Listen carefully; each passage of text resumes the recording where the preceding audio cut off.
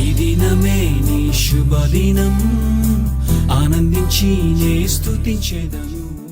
Hallelujah, praise the lord. దేవత దేవునికి మహిమ ఘనత ప్రభావాలు కలుగును గాక. ప్రియమైన దేవుని బిడ్డలారా, ఎలా ఉన్నారు? మరొక శుభదినంలోనికి ఈ ఉదయకాల సమయమున మీ అందరికి కూడా ప్రేమపూర్వకమైన ఆహ్వానాన్ని తెలియజేస్తూ, ఈ దినమును కూడా ఎవ్రీడే లవ్ వర్డ్ లోని ఈ విశేషమైన వాక్కును శ్రద్ధగా మనం విని దేవుని యొక్క జీవముతో ఆశీర్వాదముతో నింపబడదాం. యోహాను సువార్త 4వ అధ్యాయము 19వ వచనములో యేసు క్రీస్తును గూర్చి ప్రత్యేకమైన రీతిలో ఒక స్త్రీ ఏమనిందో మనము ధ్యానిద్దాం.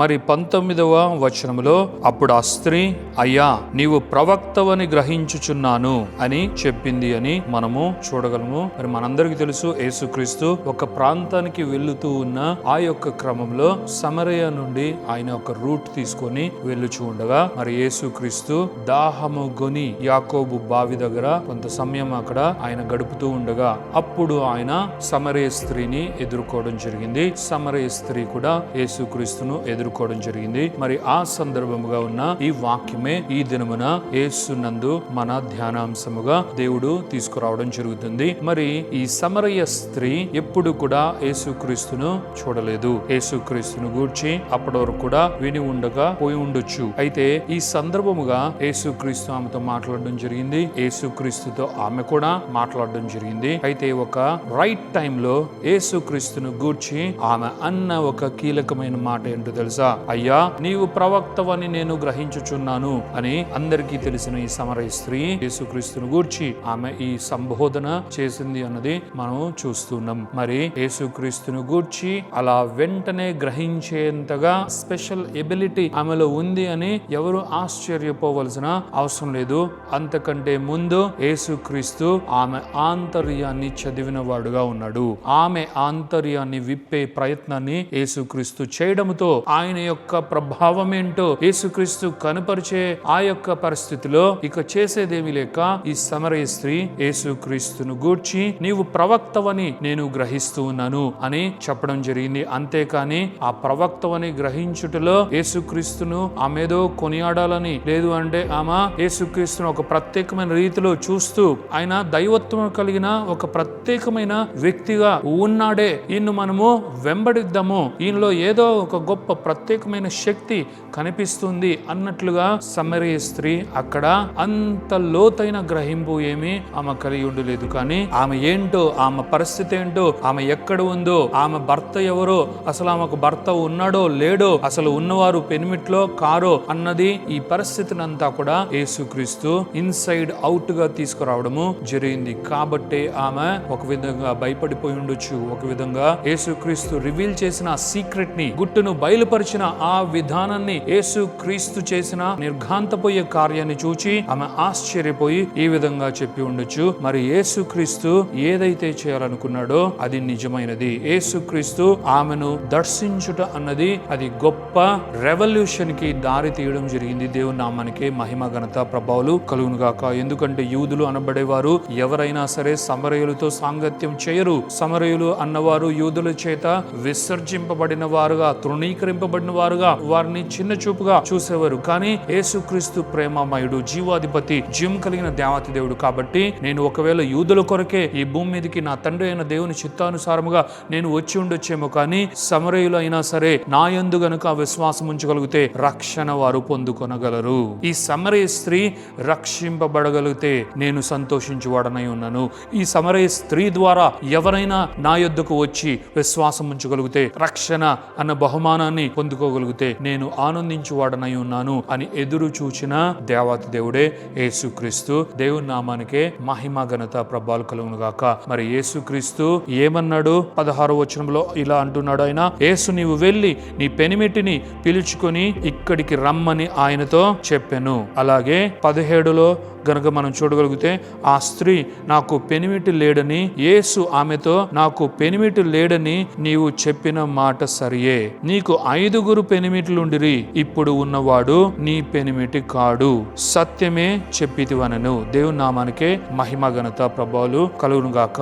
ఇలాగున యేసుక్రీస్తు ఆయన మాట్లాడుతూ ఉన్న ఆ సందర్భంలో నేను దాహముగా ఉన్నాను అన్నట్లుగా యేసుక్రీస్తు అక్కడ ఉన్నా కూడా యేసుక్రీస్తు సమరయ స్త్రీ దాహాన్ని తీర్చుటకు వచ్చిన వాడై ఉన్నాడు. దేవుని నామానికే మహిమ ఘనత ప్రభావాలు కలుగును గాక. అయితే యేసుక్రీస్తు ఆమె జీవితాన్ని మార్చుటకు, ఏ ఆకలి కలిగి ఉందో, ఏ దాహము కలిగి ఉందో దాన్ని తీర్చుటకు వచ్చిన దేవుడుగా అక్కడ ఉన్నాడు.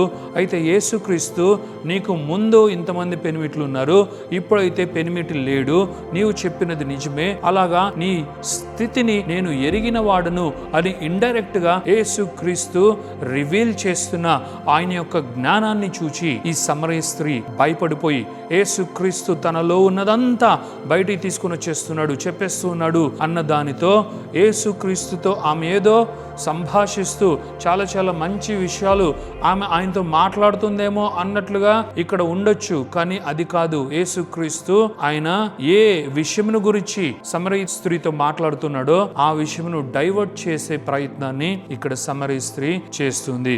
అందుకే యేసుక్రీస్తు తన జీవితాన్ని గూర్చి, తన జీవితంలో ఉన్న పరిస్థితిని గూర్చి, తన స్థితిగతులను గూర్చి ఆయన మాట్లాడుతూ ఆమెకే ఆమె స్థితిని గూర్చి ఆయన తేటతెల్లం చేస్తుంటే ఈ స్త్రీ ఏమో 20వ వచనంలో మా పితరులు ఈ పర్వతమందు ఆరాధించిరి, గాని ఆరాధించవలసిన స్థలము యెరూషలేములో ఉన్నది అని మీరు చెప్పుదురని ఆయనతో, అనగా యేసుక్రీస్తుతో ఆమె ఇలా అనింది అని 20వ వచనంలో మనం చూడగలము. యేసుక్రీస్తు ఏమో ఆమె జీవితాన్ని గురించి, ఆమె ఆంతర్యమును గూర్చి, ఆమె లోపల ఏమున్నదో దాన్ని గూర్చి మాట్లాడుతుంటే ఈమె మా పితరులు ఆ పర్వతం మీద ఆరాధిస్తారు, కానీ ఆరాధించవలసిన స్థలం అది కాదు కదా, మేమైతే ఇక్కడ ఆరాధిస్తాము, నీవు యూదుడువు, అలాగే మీరందరూ యూదులందరూ కూడా యెరూషలేములో ఆరాధిస్తారు కదా అని ఆమె స్థలమును గూర్చి మాట్లాడుతూ ఆమె ఈ స్థలానికి సంబంధించిన ఆరాధన అన్న ప్రస్తావన యేసుక్రీస్తు ఎదుటిగా ఆమె తీసుకుని వచ్చి ఒక కన్ఫ్యూజన్ ని తీసుకుని వచ్చి ఆమె ఈ యొక్క టాపిక్ ని డైవర్ట్ చేసే ప్రయత్నాన్ని చేస్తూ ఉండడం మనం చూడగలము. సమరయ స్త్రీ వంటి పరిస్థితి మనందరిది. సమరయ స్త్రీ లాగా మన ఆంతర్యాన్ని మనము దాచిపెట్టుకుంటూ ఉండొచ్చు. సమరయ స్త్రీ వలె లోపల మన జరిగే వాటన్నిటిని కూడా మనం కప్పివేసుకుంటూ ఉండొచ్చు. అయితే వీటన్నిటిని బయలుపరచు దేవత దేవుడు మనకున్నాడు. ఈ సృష్టి అంతటిలో ఎవరి లోపలనైనా చూడగలిగి, ఎవరి ఆంతర్యాన్నైనా రీడ్ చేయగలిగి, దాన్ని బట్టబయలు చేయగలిగిన దేవత దేవుడు మనకున్నాడు అని ఎవరు దీన్ని విస్మరించకూడదు. ప్రతి ఒక్కరు గ్రహించాలి ఈ యొక్క విషయాన్ని. ఆ విధముగా అనేక మంది ఈ దినమున దేవునికి ఇవన్నీ కనిపించకూడదు, ఇవి దేవునికి తెలియకుండా ఉండాలి అనే యొక్క పిచ్చి ప్రయత్నాన్ని ఎవరైనా చేస్తూ ఉన్నారేమో. దేవునికి మరుగైనది ఏది లేదు ఈ యొక్క విశ్వమందు. అది మనుషులలో కావచ్చు, ఈ యొక్క ప్రకృతిలో విశ్వంలో కావచ్చు. దేవునికి మరుగైనది ఏదైనా ఉన్నదా? ఏది కూడా లేదు అన్నది రూఢిగా మనం నమ్మొచ్చు. ఈ సందర్భమే దానికి సాక్షిగా ఉంది. మరి నీ యొక్క ఆంతర్యము కావచ్చు, అది విశ్వాసులైన ఎవరైనా కావచ్చు, ఎవరి ఆంతర్యానైనా దేవత దేవుడు చూడగలడు. అలాగున సమరయ స్త్రీ వంటి జీవితము, అలాంటి స్థితిగతులు ఎవరికైనా ఉండొచ్చేమో వారి ఆంతర్యాన్ని దేవుడు చూడగలిగిన వాడు. నీవు దేవుని నుండి అది కనిపించకుండా ఉండుటకు కప్పి పెట్టుకునే ప్రయత్నాన్ని నీవు చేయాలని అనుకుంటున్నావేమో, అయినా కూడా అది వేస్టే, అయినా అది నిష్ప్రయోజనమే. ఎందుకంటే దేవుడు సమస్తాన్ని చూడగలడు. నీ బాహ్యాన్ని మాత్రమే కాదు ప్రియమైన దేవుని బిడ్డలారా, నీ యొక్క ఆంతర్యాన్ని కూడా దేవుడు చూడగలడు. ఎవరినైనా, అది దేవుని బిడ్డలే కాదు, అన్యులైనా సరే, అన్యులే కాదు దేవుని బిడ్డలైనా సరే ఆంతర్యాన్ని చూడగలిగిన వాడు. అయితే దేవుని బిడ్డల ఆంతర్యాన్ని చూచి ఏదో చెప్పేంత ప్రమాదంలో దేవుని బిడ్డలు ఉండకపోవచ్చేమో, కానీ అన్యులైతే తప్పక వారు దేవునికి ఎక్స్పోజ్ అవ్వవలసిన వారై ఉన్నారు. వారి హృదయం దేవత దేవునికి ఎక్స్పోజ్ అవ్వవలసిందిగా ఉంది. ఎందుకంటే మన ఆంతర్యాన్ని దేవుడు ఎందుకు చూస్తాడు తెలుసా? మన లోపల ఉన్నదంతా ఆయన తెలుసుకోవాలని కోరుకునే దేవుడు. మనకు ఆయనకు ఏది కూడా మరుగుగా ఉండకూడదు అని కోరుకునే దేవత దేవుడే మన దేవుడు. మనకు ఆయనకు మధ్య ఏది ఉండకూడదు, మనకు ఆయనకు మధ్య ఏది సీక్రెట్ గా ఉండకూడదు, దేనిని కూడా మనం హైడ్ చేయకూడదు, అది దాచిపెట్టబడి ఉండకూడదు అనే ఆ యొక్క విశిష్టతనే ఈ సమరయ స్త్రీ ద్వారా దేవుడు మన ఎదుట మన ముందు ఉంచుతూ ఉన్నాడు. నీకు నాకు మరుగైనది ఏది కూడా ఉండకూడదు. నీ ఆంతర్యమంతా ఓపెన్ అయిపోవాలి. నీ ఆంతర్యము నాకు కావాలి అని దేవత దేవుడు సెలవిస్తున్నాడు. నీ ఆంతర్యము నాకు ఎందుకు కావాలో తెలుసా? ఆ ఆంతర్యములో నేను నివాసం చేయాలని కోరుకుంటున్నాడు. అందుకే దేవత దేవుడు అంటున్నాడు కదా, ఆయన ఆరాధించువారు ఆత్మతో సత్యముతో ఆరాధించువారై ఉండాలి అని దేవత దేవుడు కోరుకుంటున్నాడు.